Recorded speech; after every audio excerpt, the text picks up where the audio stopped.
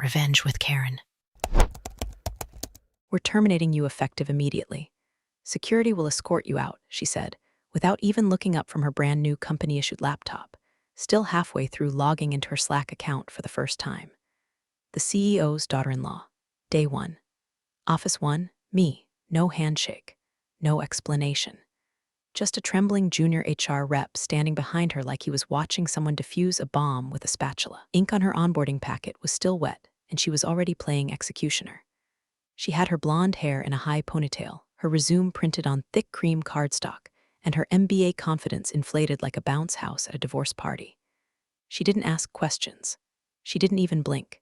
Just read the line off her iPad, word for word. You could tell someone coached her. Probably her husband, or her father-in-law, or the mirror. I didn't flinch and argue. I stood up, adjusted my jacket, and handed over my badge with the kind of grace you learn after 30 years of swallowing power plays and gritting through boardroom egos. She thought she was firing me. Thought this was her first big move. All I said was, I want to do this right. Tell your father-in-law the board meeting in 3 hours should be interesting. Then I walked out, past the silent HR rep, past the security guard who looked more confused than concerned, past the framed photo of the founding family in the lobby that, funny enough, left out the woman who actually wrote the bylaws they built their entire empire on. And hey, while I've got you here, if this already feels like the kind of corporate chaos that makes your jaw drop, do me a favor. Tap that subscribe button and give it a like. Not because I'm begging, I've been kicked out of nicer offices, because it really helps the team keep unearthing these stories and exposing what really happens behind those glass doors. You'd be surprised how often the person getting fired is the one holding the leash. Now, back to our regularly scheduled downfall. 3 hours. That's how long she had between her first firing and her first legal disaster. In that time, I imagine she celebrated. Maybe popped a little champagne in her corner office, my old office, if we're being precise. Maybe drafted up a chipper little LinkedIn post about decisive leadership and tough calls. Hell, she probably already had the hashtags queued up. #leadership, #next chapter, #girl boss, or whatever buzzword her personal brand consultant told her to sprinkle in. Meanwhile, the board packet had already gone out.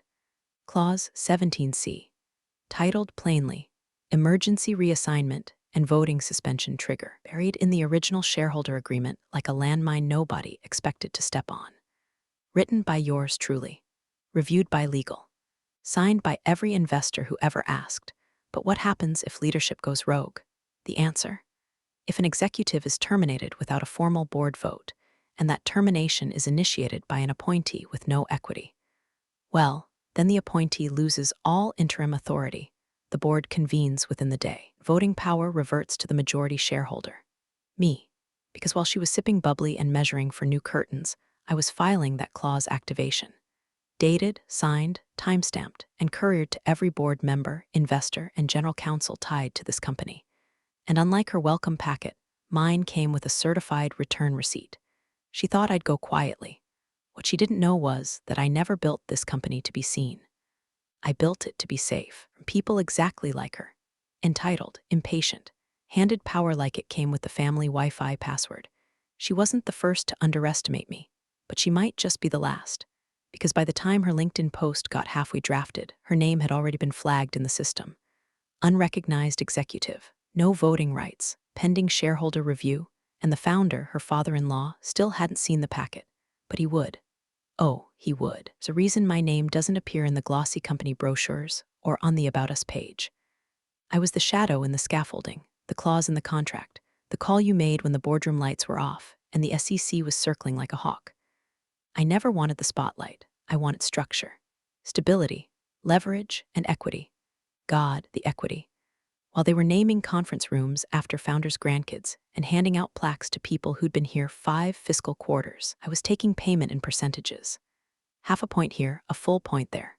Equity, not bonuses. Voting shares, not titles. Every time a deal closed or an investor came sniffing, I negotiated another sliver. Quietly. Efficiently. I didn't play poker, I built the table and printed the cards. It started back when the company was 2 folding chairs, a whiteboard, and a founder who thought compliance was a dirty word. He was a visionary, sure, but the kind who couldn't remember if we'd paid our vendors, or if we'd accidentally sent 6 figures to the guy who painted our break room. I stepped in, streamlined, stabilized, secured. And for my trouble, he offered me a VP title. I declined, asked for stock instead. You'd rather own the ceiling than sit under it, he joked. Exactly, I said. By year 3, I was sitting on 18%. By year 8, 41%. The CFO left in a screaming match over misallocated funds. I picked up his shares at a deep discount. He needed the money. Divorce is expensive. And when the founder's brother tried to sue us into oblivion and failed spectacularly, he offered to settle privately. I took the remaining 31% in exchange for bulletproof NDA and a promise never to leak the family's offshore disaster. 72%. That's where I sat, quietly. No fanfare, no parades, just majority ownership, neatly filed in the Delaware registry. And nestled inside that ownership was Clause 17C, a weird little appendix section nobody ever bothered to read because, quote, we'd never need that. The clause said that if a non-equity exec ever terminated a corporate officer without board vote, all executive powers would be suspended pending shareholder review. It was a clause for emergencies, betrayals, stupidity. I wrote it after a younger version of our founder's nephew tried to fire the entire marketing department during a tantrum. I watched his LinkedIn go dark in 48 hours. That was the last time anyone touched power they didn't earn. Until now. Because what Blondie didn't understand, what nobody told her in her overpriced business school, was that inheriting a title doesn't mean inheriting control. Control isn't gifted. It's not in your last name or on your office door. It's in the contracts, in the fine print, in the clause written during a 2 a.m. call with a paranoid investor from Boston who wanted to know what would happen if someone's idiot kid got promoted. Turns out, it activates exactly like this. One smug little firing. No board vote, no cause, no process. Just a girl with fresh teeth whitened and a new email signature, strutting into my office like she was casting a reboot of Succession. She had no clue that by reading that script, she triggered a corporate trapdoor that's been bolted shut for 17 years, just waiting for someone dumb enough to step on it. Now, that clause was live. I didn't just send the activation letter, I sent a full legal packet, shareholder statements, equity breakdown, archived email approvals, timestamped documents, notarized copies, even included her little termination memo, signed and dated, complete with its grammatical errors and HR cosign. They'd laugh about that one later. Well, someone would. Because while she was figuring out how to order office plants and get her keycard upgraded, the board was reading a memo titled Immediate Suspension of Executive Authority, Clause 17C. She was about to learn what real power looks like. And the founder had no idea his newest family heirloom had just stepped on a landmine with her name engraved on the trigger. But that call was coming, and he wouldn't be laughing. Somewhere on the 20th floor, in a glass-walled office she hadn't earned and didn't understand, the CEO's daughter-in-law poured herself a flute of celebratory champagne. The kind of bottle they save for IPOs or exits, neither of which were on her horizon. She popped the cork like she'd just slayed a dragon, not fired the woman who was the dragon, and replaced her with absolutely no one. First day, first problem solved, she texted her husband. Time to clean house. She kicked off her heels, crossed her legs like she'd seen in a million stock photo CEO poses, and opened her laptop to begin drafting a LinkedIn post that would have made any PR intern vomit from secondhand embarrassment. Something about making tough calls for long-term vision. She paused halfway through typing leadership is an action, not a title, unaware she was about to lose both. Meanwhile, downstairs, metaphorically and literally, the board members were opening a very different kind of bottle, one sealed in a fireproof FedEx envelope stamped confidential. Clause 17C activation. The courier had arrived 15 minutes prior, handed the packets to executive assistants like they were jury summons, and left without a word. Inside that packet was a 3-inch thick stack of hell. Cover page, Clause 17C activation, shareholder transition proposal. Subheading, request for immediate emergency board meeting under bylaw 8.4. Attached was a signed trigger letter, dated that morning, timestamped at 7:03 a.m., hours before I was ever terminated. Accompanying it, complete equity breakdown. Every share I'd acquired over 20 years, every transaction, every co-signed agreement. A full portfolio ledger with notarizations and verified filings. The reaction wasn't instant. It was worse. It was slow, That creeping kind of dread when you realize you're not in trouble, you're in litigation, and just hadn't checked your email yet. By the time the founder's personal counsel skimmed the clause and hit the key phrase, suspension of executive authority upon unilateral termination by non-equity appointee, he actually said aloud, "Oh no." And then again, quieter, "Oh no." The packet also included a meeting mandate. The board was legally required to convene within 3 hours. That timer had already started. I made sure of that. I didn't need to be in the building. The law was. The contracts were. And by the time her celebratory Instagram story hit champagne on deck, first move made. With a boomerang of clinking glasses, her name was already flagged by LegalZoom and DocuSign logs as the sole initiator of a termination she had no authority to make. Meanwhile, across the city and in 2 time zones, the board members were canceling lunches, skipping golf, and calling their assistants to reschedule quarterly reviews. They weren't happy. They were trapped. Because once Clause 17C activates, it's not about office politics anymore. It's about fiduciary duty, voting rights, SEC exposure, their personal assets, their names on filings they never reviewed. This wasn't some family spat. This was a legally binding reversion of control, and there, in black and white, was the number they hadn't thought about in years: 72% majority shareholder, voting control. Clause trigger, emergency recall of all executive appointments made in the last 48 hours.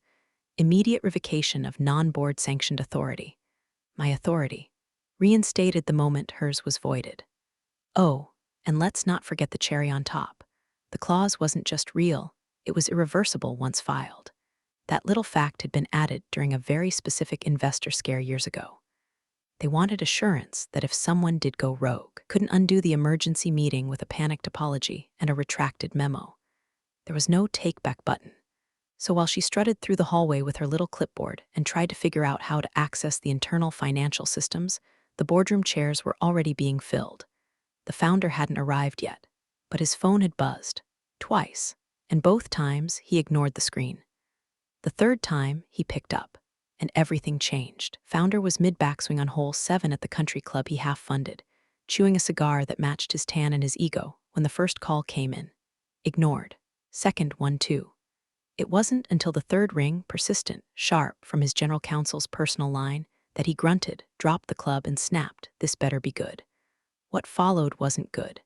It wasn't even bad. It was catastrophic. "I need you back at headquarters," the voice on the other end said. "Ice cold now." "What? Why?" he barked. "You need to hear this in person." She signed something. Click. He didn't finish the round, didn't tip the caddy, didn't change out of his cleats. Just stormed to the Escalade and made it back to the office in under 20 minutes, an Olympic record for someone who usually required 2 assistants and a valet just to get through the front door. When he arrived, legal was waiting. So was his CFO, one trembling assistant, a half-full conference room where nobody was smiling anymore. The general counsel didn't waste time. Just opened a leather folder, took a breath, and read.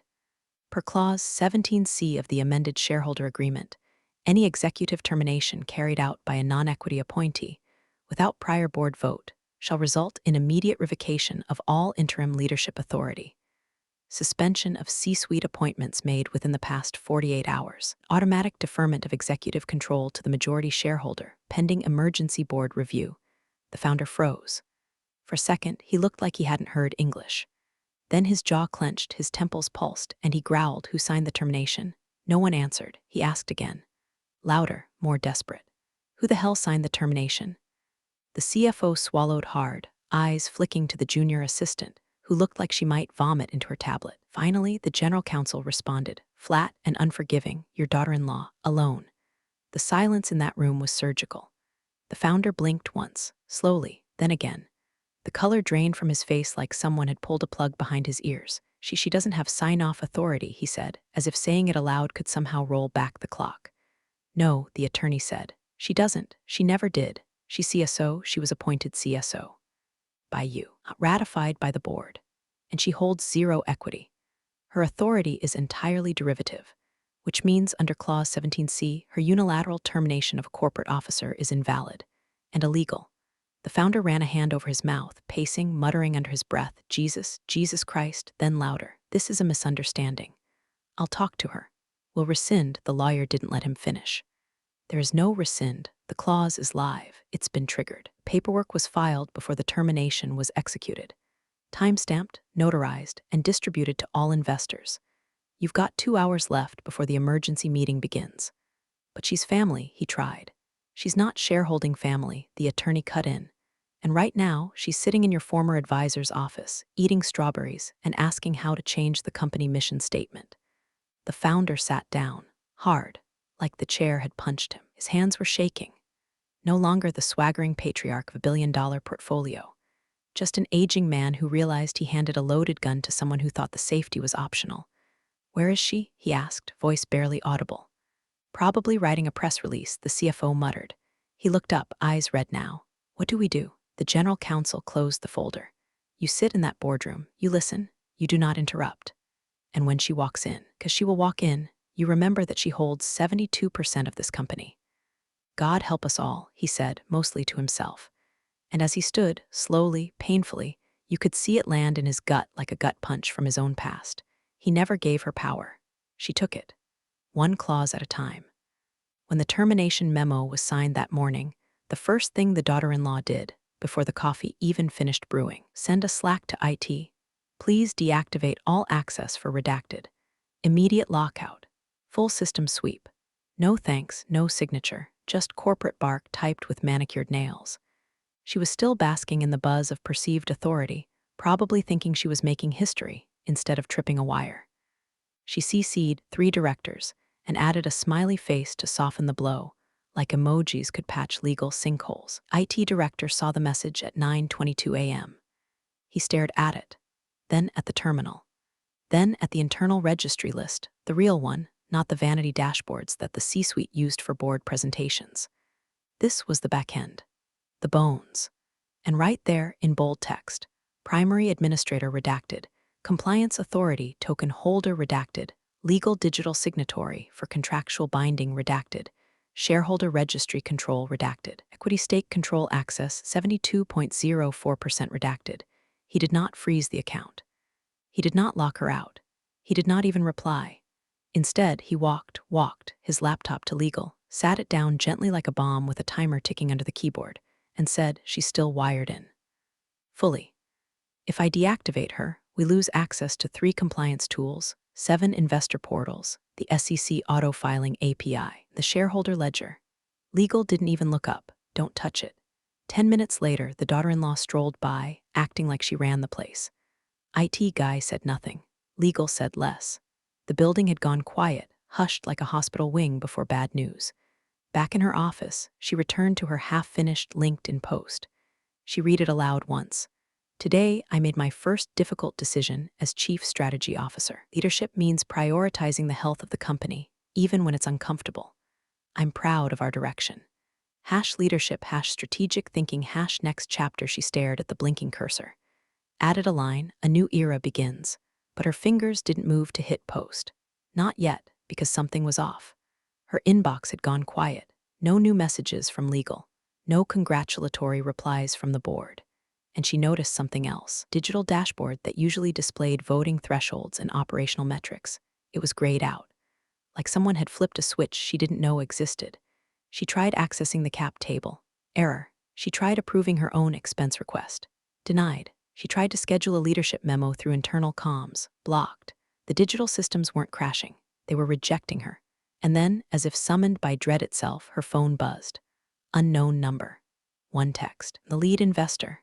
"What's happening?" I thought she was untouchable. She reread it twice, mouth dry, then checked the sender. Confirmed it wasn't a prank. Lead investor. The one who personally flew across the country last year to beg her to mediate a merger. Untouchable. That word wasn't about her. It was about the woman she had just tried to delete. The same woman still listed as primary signatory on every single system. Same woman whose name appeared in the digital registry like the root directory of a network she never even learned to navigate. The same woman who, according to the cap table archived in their investor portal, still owned the place. She looked at her LinkedIn post. "Today I made my first difficult decision backspaced. All of it. The post stayed in drafts. She didn't even close the window. Just stared at it, pale now. One hand frozen on the mouse. In another office, founder's face was buried in his hands. And across the building, The IT director was calmly backing up a copy of the registry to a secure drive labeled per clause 17C. That was the moment the daughter-in-law realized something that business school never taught her. You don't delete a queen from the board.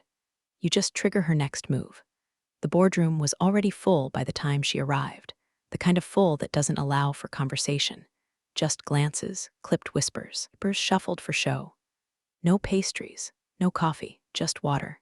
Ice melting slowly in sweating glasses, like the temperature had dropped 10 degrees and nobody wanted to say it out loud. She walked in wearing a cream-colored power suit that had never seen a courtroom, her expression that same glossy smugness she'd worn all morning, like this was just another meeting on a checklist. She clutched her leather portfolio, oblivious to the storm she'd walked into. A few heads turned, but none with the smile she was expecting. Most avoided eye contact altogether. "Good afternoon," she chirped, giving a little nod to the chair at the head of the table. She moved toward it. Nobody moved to stop her, until she was halfway seated. Then, the board chair, an old man with fingers like driftwood and a memory like a filing cabinet, cleared his throat. "You can observe, of course," he said flatly. "But that seat is reserved." She blinked. Stopped mid-motion. Reserved for who? The room didn't answer. Instead, the general counsel spoke from the far end of the table, flipping a thick packet of documents closed with surgical calm. "Per clause 17C of the shareholder agreement, your appointment as chief strategy officer has been suspended effective immediately, pending shareholder review." Her voice was small but sharp. "Excuse me?" "Suspended," the counsel repeated. "Void, legally speaking. You hold no equity, or did not vote on your position. The termination you initiated this morning was unauthorized, and under the clause, all executive authority granted to you has been revoked." She looked around, waiting for someone, anyone, to intervene. The founder, silent, staring at a spot on the table like it had insulted him personally. The CFO, looking down at his phone, scrolling like he was trying to fast forward through reality. Even her own husband, seated near the end. Meet her eyes. He looked like he was trying to become the chair itself. She started, voice faltering. "I don't understand. That clause, wasn't it just a hypothetical? I mean, no one's used it before." The legal advisor adjusted his glasses. "It's in effect. It was activated with proper documentation this morning. Time-stamped, notarized, and distributed before your action was initiated." She tried to laugh, just a little, way she did at cocktail parties when someone told a joke she didn't get. "Okay, but who even triggered it?" No one answered. Just a long pause, heavy enough to bend the walls. She looked at the founder, pleading now. He didn't move. Finally, the chair leaned back, the leather groaning like it was judging her. "She did," he said simply. "The one you tried to erase." That name wasn't spoken. It didn't need to be, because her presence was already in the room, felt, not seen, like the gravity had shifted toward an invisible center. The woman she tried to fire was everywhere. In the papers they were holding. In the emails they were rereading. In the clause they all forgot until it activated like a fire alarm in a locked vault. She hadn't even entered the building, and still she owned it. The daughter-in-law stood there, not knowing what to do with her hands. For the first time all day, she looked young, like a kid who accidentally opened the wrong door in a courtroom and wandered onto a trial where her name was the headline. "But she's not even in the company anymore." She tried again, voice thinner now. "She was never just in the company," the legal counsel said quietly. "She is the company." And with that, the chair gestured to an empty seat at the far end, not the head. "If you'd like to observe," he said, "please sit there." Quietly. She hesitated, moved like someone walking into a wake, not a meeting. Her heels echoed too loud. She sat. She did not speak again. And when she glanced back at the head of the table, there was now an empty seat with a gold-plated name card being quietly set down by the assistant. A seat reserved for someone who hadn't arrived yet, but whose silence was louder than anything they'd heard all year. At exactly 2:59 p.m., the door handle turned. Slow, deliberate, could feel the room tense like a live wire. Nobody spoke. Even the daughter-in-law stopped fiddling with her pen. She walked in at 3 o'clock on the dot, no rush, no fanfare. She wore the same black suit they'd seen her in 1,000 times before, tailored like a second skin. Not flashy, not loud, but unmistakably hers.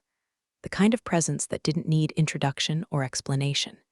She didn't smile, didn't nod, didn't ask permission. She walked straight to the head of the table, the seat the founder hadn't touched since the claws landed like a guillotine, and placed a leather folder in front of her. She didn't sit. She opened it and read.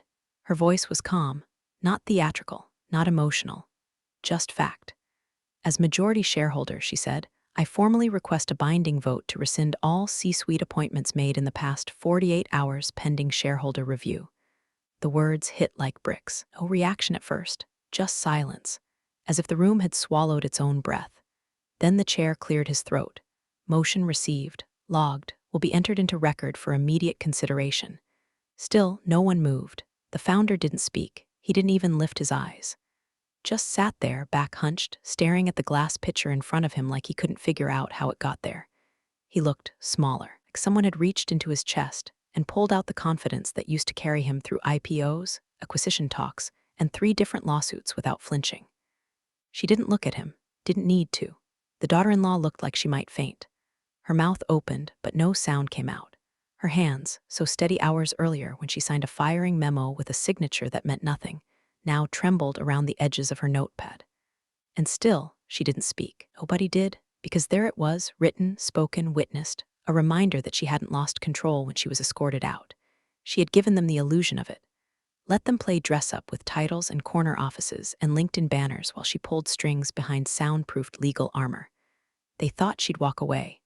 They thought the badge meant power. But she wasn't an employee. She was the owner. And this was her reminder. The lawyer confirmed the filing. Clause 17C empowers majority shareholder authority to override interim executive decisions pending board verification. A vote may proceed. The chair nodded. Motion is live. Board will reconvene privately for confirmation. You'll be informed of the results by close of business. I'll stay, she said. Not a request, not a threat. Just a statement of fact. Someone asked softly, would you like to take a seat?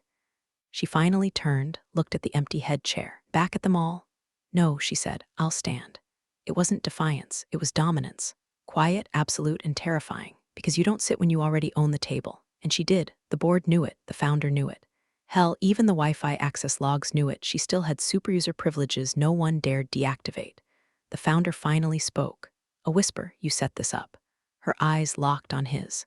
I protected what you handed to children. No one interrupted, because what was there to say? She never stormed, never screamed, never sent a single passive-aggressive email. She waited, watched. Let them think they were in control. And now she'd reminded every person in that room, every suit, every strategist, every legacy name in a padded chair, that sometimes power isn't loud. It's silent, strategic, patient, and impossible to fire. The boardroom cleared slowly, like people evacuating a church after an unexpected exorcism. No eye contact, no chatter, just quiet chair scrapes and shuffling folders, every director painfully aware they'd just witnessed something tectonic shift under their feet. She remained standing. Not because she needed to prove a point, she was the point. A living claws and heels. Her folder still sat closed, perfectly aligned with the edge of the table. She didn't need notes. She had the room memorized, the players, the clauses. The silence that followed her wasn't awkward. It was earned. Founder lingered last, pretending to reread his own notes, but mostly just delaying what he knew was coming. Eventually, when the door clicked behind the final straggler, he looked up. Can we speak privately? He asked. She gave the faintest nod and walked to a small adjoining room off the boardroom, meant for sidebar conversations that usually involved bonuses, not ultimatums. He followed, slow, every step weighted with the past 2 decades he thought he controlled. She didn't sit, he did, and for a few seconds neither said a word. Just the soft hum of the building's HVAC and the distant beep of a printer somewhere in the hallway. He finally broke. I don't know what to say. You don't need to say anything, she said, voice even. You need to choose. She opened the folder one last time, slid 2 sheets across the table, side by side. No theatrics, just the terms. Left page, buyout proposal. Purchase of her 72% stake at 10 times current valuation. Clean, no litigation. No clause left in the carcass. He could keep the building, the name, the shell. Right page, reorganization terms. She remains majority shareholder, executive chairwoman, immediate restructuring of the entire C-suite, departmental audits, asset tracebacks. No more nepotism, no more ceremonial titles. She takes the reins. Publicly, stared at both like they were written in ancient script. I need time, he murmured. She didn't blink. You had time. His eyes flicked up. There was no venom in hers, no spite. Just the unflinching clarity of someone who spent 20 years preparing for this exact moment while everyone else played musical chairs with titles. I never meant for it to get like this, he said weakly. She tilted her head. Then you should have read what you signed. That line landed hard, because it wasn't cruel, it was accurate. He reached for the buyout sheet, hand hovering, but didn't touch it. You'd walk away, just like that, clean house or sell, she said. But I won't let this place rot under your name. He flinched at your name. Because the truth was, her name had always been absent from the plaques, but present in the bylaws, the financials, the risk audits, the contracts he never actually read. Her name was in the footnotes that made the empire legal. You want revenge? He asked, almost to himself. She didn't answer, because it wasn't revenge. It was structure, consequences. The quiet kind that comes when you ignore a leak for so long it becomes the flood. He sat back, rubbing his temples like he could knead time backwards. She stood perfectly still, letting him writhe in the reality he had built on assumptions and last names. After a long pause, he asked, "How long do I have?" He picked up the buyout paper and folded it once neatly. "You'll get the formal offer tonight, 24 hours. Then she turned, leaving the reorg proposal where it lay. As she reached the door, she stopped. "One more thing." He looked up. "When she walked into my office and fired me," she said, her voice low and steady, "she didn't make a mistake. She made a choice." Then she opened the door and left him alone with the one thing he feared more than losing control, living in the world where he never actually had it. The next morning, the building felt different. Not louder, not quieter, just stripped of pretense, like someone had peeled back the wallpaper and found the original blueprint beneath. There was no announcement, no Slack blast, no celebratory donuts in the break room. Just a single calendar update on everyone's schedule, emergency transition, debrief, executive attendance mandatory. The founder didn't show. Instead, his resignation email went out 5 minutes before the meeting. "After many wonderful years, I am stepping down for personal reasons. I have full confidence in the board and shareholders to guide the company forward." No one replied. The daughter-in-law arrived at 8:57 a.m. in a muted gray blazer and flats, confidence deflated, eyeliner smudged like she hadn't slept. Her badge didn't beep when she tried to enter the main conference floor. Security guard approached her gently, respectfully, and offered to escort her out. She didn't fight it. She didn't ask to speak to anyone. She just handed over the badge, the company phone, and the keys to the office that had never really been hers. As they walked her past the reception desk, she glanced up at the digital wallboard where execs' names used to scroll in glossy animation. It had already been updated. Upline, executive chairwoman appointed by majority shareholder. No photo, just the title. The new executive team gathered at 9 o'clock sharp. Not a ragtag group of legacy ladder climbers, but a surgical unit of investor appointees, people who knew how to rebuild a company without needing a ribbon-cutting ceremony. Legal sat beside compliance. Finance next to governance. No motivational posters, no empty titles, no illusions. She entered last. Still no fanfare. She walked straight to the head of the table. This time, she sat. They began with action items, C-suite role audits, equity realignment procedures, contract rewrites. Nothing dramatic, nothing chaotic, just the meticulous, quiet labor of a woman reclaiming the house she designed with her own hands. At one point, someone joked, "We should print out Clause 17C and frame it." She didn't laugh, just nodded once. "Make sure it's visible." Meeting ended on schedule. No applause, no press release, just motion, movement, a return to real leadership. She stood and gathered her folder, pausing as the room cleared. Then she walked the same hallway she'd been marched down days earlier, the same tiles, the same scuffed corner where someone's rolling suitcase always caught. Only this time, people didn't avoid eye contact. They nodded, opened doors, made space. She passed the IT office. Director gave her a thumbs up and said, "Admin rights restored." Already rerouted. She didn't stop walking. She passed the compliance wall and paused just long enough to notice that the outdated org chart had been removed. Someone had left the nails in the drywall, like a reminder that nothing is permanent, but some things leave marks. And finally, she reached the lobby. Same receptionist, same desk. Except this time, she didn't walk past it. She stopped, set her folder down. With a smile that wasn't smug, just real, she said, "Tell them I'll need new badge access. Preferably something with a gold chip." Then she picked up her things and walked out like she'd never left, not because she returned, but because she'd never been gone. Power didn't come from a title, or a nameplate, or a bloodline. It came from knowing the wiring inside the walls, the ink in the contracts, the rules everyone else forgot until they were reminded. And now, everyone remembered exactly who built the building. Big thanks, you legends of the old office days. Subscribe to keep the switch flicking chaos alive. Your ex boss is shaking in their loafers.